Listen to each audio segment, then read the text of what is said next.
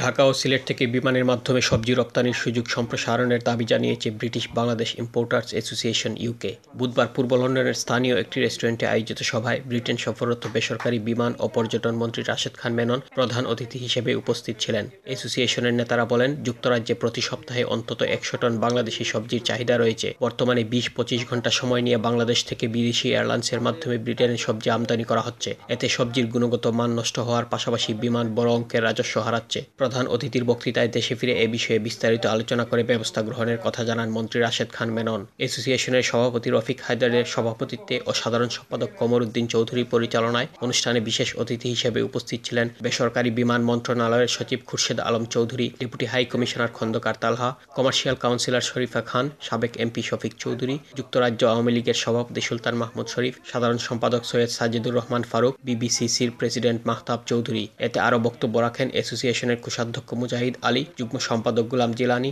এমদাদুর রহমান, আব্দুল হক, শেখ মিজানুর রহমান, রহিম ব্রাদার্সের জাহির আলী সহ ইম্পোর্টার্স অ্যাসোসিয়েশনের অন্যান্য নেতৃবৃন্দ।